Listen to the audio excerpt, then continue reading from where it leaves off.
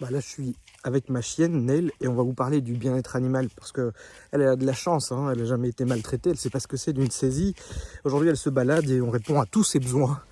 Et tous ces animaux qui risquent, tous ces animaux, ces chiens, ces chats, mais aussi des animaux de rente, des animaux de ferme, des animaux d'énac, tous ces animaux qui doivent être retirés de leur lieu de vie parce qu'ils sont en danger, eh bien, ils risquent de prendre double peine. 120 jours d'enfermement en refuge. Heureusement, il y a des chouettes soigneurs, il y a des très chouettes bénévoles et ces chiens sont stimulés, voient du monde et on s'occupe d'eux, on leur donne plein d'amour. Mais évidemment, la vie pour un animal en refuge, c'est quand même pas mal de temps passé seul, loin d'une famille, loin d'un canapé où ils peuvent se vautrer, loin de gens, de repères, de gens qui vont leur donner de l'amour, qui vont leur redonner un cadre, qui vont leur permettre de faire confiance en l'être humain. Et ça, le gouvernement wallon veut en fait retirer encore 2 mois à ces animaux qui ont déjà souffert. Et c'est pas normal aujourd'hui que par excès de prudence, pour permettre ça, écoutez bien, pour permettre aux maltraitants, donc aux personnes qui sont propriétaires de ces animaux, de pouvoir épuiser toutes leurs voies de recours, de pouvoir aller jusqu'au bout de leur démarche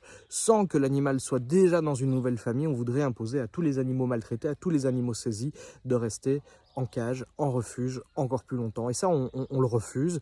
Alors pour plusieurs raisons, parce que ça ne correspond pas du tout à une notion de bien-être animal, hein. C'est pas du tout protéger les animaux, c'est plutôt protéger les droits des maltraitants qu'on est en train de faire au niveau du gouvernement wallon.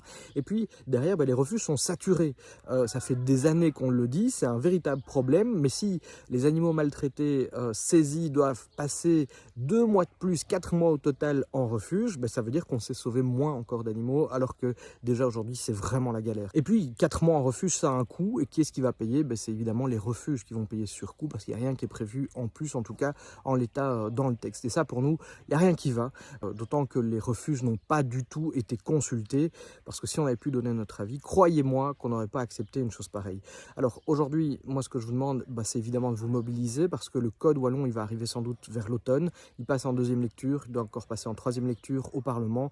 On va continuer à vous informer, les refuges vont se mobiliser, parce que clairement, on ne veut pas d'une région wallonne qui régresse alors qu'elle était à la pointe au niveau mondial en matière de bien-être animal. On veut que le mot bien-être animal garde tout son sens aujourd'hui, en 2026. Et puis pour ça, voilà, continuez à soutenir les refuges, ils ont besoin de vous. Et si vous voulez plus d'infos, n'hésitez pas à suivre ma page et à vous abonner pour avoir les prochains décryptages de ce qui est en train de se passer en matière de bien-être animal chez nous.